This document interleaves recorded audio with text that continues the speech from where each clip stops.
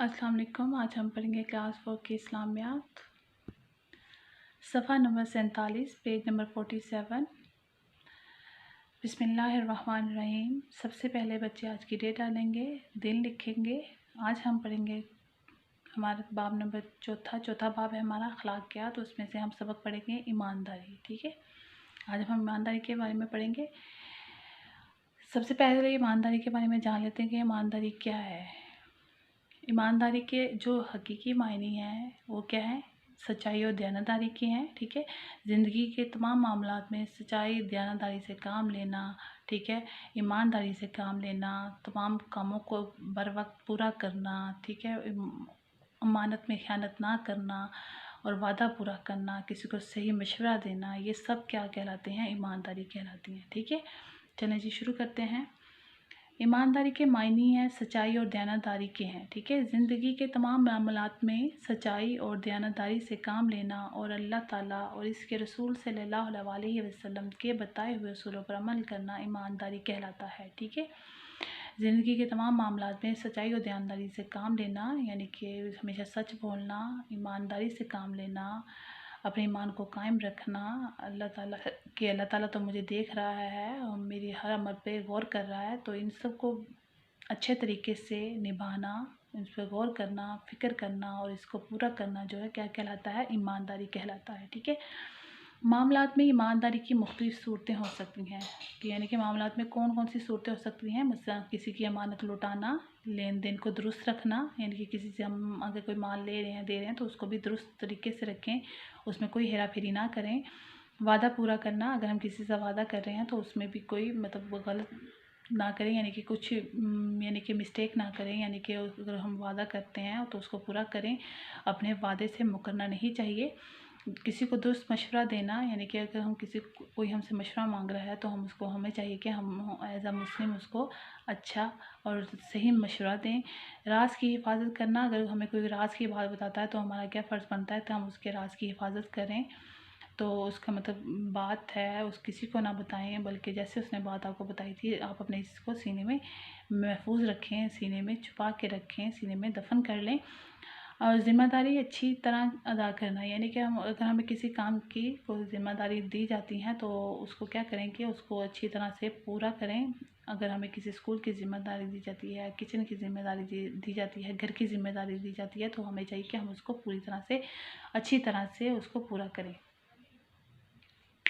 अपने फ़राइज़ पूरे करना, यानी कि आगे बात आ जाती है, यानी कि जो हमारे फ़राइज़ हैं हम उनको ईमानदारी से पूरे करें।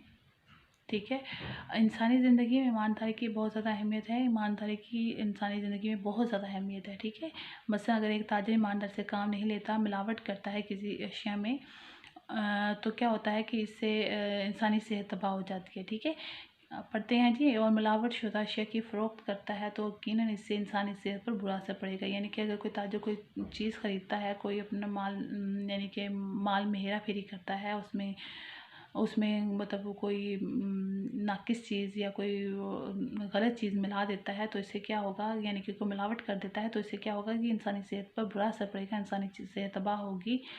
इसी तरह अगर कोई मुलाज़िम अपने फ़राइज़ अच्छी तरह अदा नहीं करता, अगर कोई मुलाज़िम जो है अपने फ़राइज़ पूरे नहीं करता, अपनी ड्यूटी पूरी नहीं करता, तो वो भी क्या होगा, यानी कि इससे क्या होगा कि वो भी उसकी मतलब ईमानदारी के ख़िलाफ़ काम करता है। तो यानी कि अगर कोई वक्त की पाबंदी नहीं करता, कानून का एहतराम नहीं करता, माली मामलात में चोरी या गबन या रिश्वत से काम लेता है, तो भी क्या होगा जी, इससे क्या होगा, हमारा माशरा तबाह हो जाएगा, इससे हमारा एक दूसरे पर से एतबार उठ जाएगा। ठीक है, हमारे जो तमाम लोगों में फ़साद बर्पा हो जाएगा। ठीक है, एक दूसरे से भरोसा एतबार जो है वो बिल्कुल ख़त्म हो जाएगा। तो यकीनन इससे माशरे का माहौल ख़राब होगा। क्या हो जाएगी, हमारा तमाम माशरे का जो माहौल होगा वो ख़राब होगा, क्योंकि जब इंसान से एतबार भरोसा उठ जाएगा तो क्या होगा, फितना फ़साद बर्पा हो जाएगा। ठीक है, ईमानदारी की अहमियत हमें हुज़ूर सल्लल्लाहु अलैहि वसल्लम के इस फरमान से भी होती है कि हमारे हुज़ूर सल्लल्लाहु अलैहि वसल्लम के इस फरमान से हमें ईमानदारी की अहमियत का और ज़्यादा पता चलता है। चलें जी देखते हैं इसका तर्जुमा क्या है।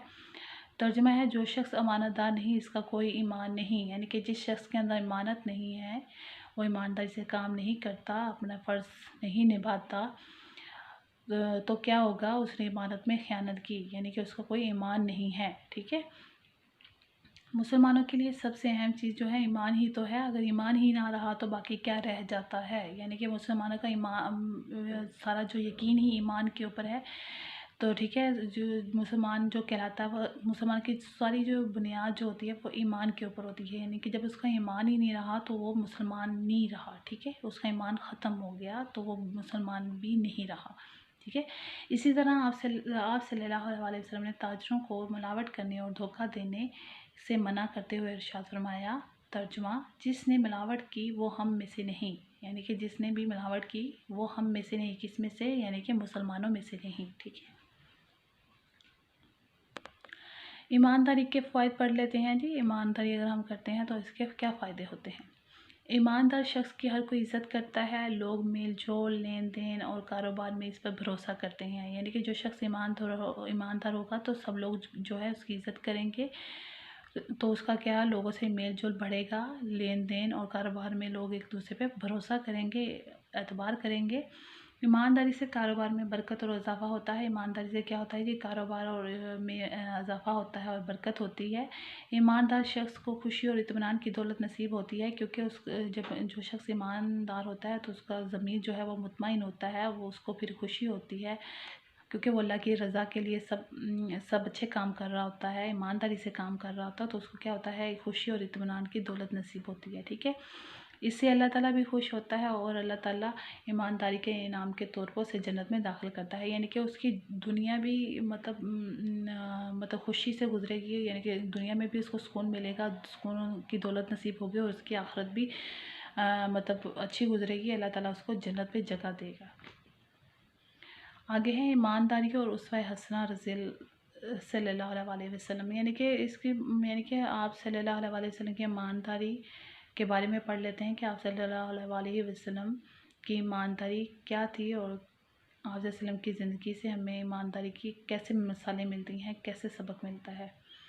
ایمانداری تمام انبیاء کرام کی بنیادی خوبی تھی، سارے انبیاء کرام سچے، امین اور دیانتدار تھے، ٹھیک ہے، تمام جو انبیاء کرام تھے ہمارے سچے تھے، امانت دار تھے، ٹھیک ہے۔ اللہ تعالیٰ نے انہیں دین اسلام لوگوں تک پہنچانے کی امانت سونپی تھی۔ اللہ تعالیٰ نے کیا کیا تھا، اپنے نبی کو لوگوں کو دین اسلام کی دعوت دینے کے لیے بھیجا تھا، لوگوں کو ہدایت اور رہنمائی کی باتیں بتانے کے لیے بھیجا تھا، اور انہیں اس امانت کو اچھی سے نبھایا، اچھے سے پورا کیا۔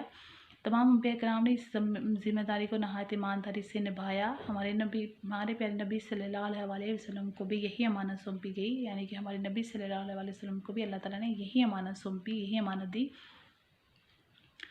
لوگوں نے آپ صلی اللہ علیہ وسلم کو برا بھلا کہا، گالیاں دیں، پتھر مارے، اذیتیں دیں، آپ صلی اللہ علیہ وسلم کو دیوانہ اور جادوگر کہا، آپ صلی اللہ علیہ وسلم کو ہجرت کرنے پر مجبور کیا، یعنی کہ لوگوں نے آپ صلی اللہ علیہ وسلم پر بے انتہا ظلم کیا، برا بھلا کہا، گالیاں دی، پتھر برسائے، اذیتیں دیں، تکلیفیں دیں، آپ کو دیوانہ اور جادوگر کہا، لیکن آپ صلی اللہ علیہ وسلم نے سب کو معاف کر دیا، اور آپ صلی اللہ علیہ وسلم کو یعنی کہ اتنی تکلیف دی کہ ان کو ہجرت کرنے پر مجبور کر دیا گیا، یعنی کہ مکہ سے مدینہ کی طرف آپ صلی اللہ علیہ وسلم نے ہجرت کی، مگر آپ صلی اللہ علیہ وسلم نے ہر طرح کی تکلیف اور مصائب کے باوجود اللہ کا دین پوری ایمانداری سے انسانوں تک پہنچایا۔ آپ صلی اللہ علیہ وسلم نے کیا کیا جی، ان تمام تکلیف کے ساتھ، ان مصائب کے ساتھ جو ہے اللہ تعالیٰ کے دین کو پوری دنیا تک پہنچا دیا۔ وہ جو فرض اللہ تعالیٰ نے آپ صلی اللہ علیہ وسلم پر کو فرض نبھانے کے لیے بھیجا تھا، آپ صلی اللہ علیہ وسلم نے اس فرض کو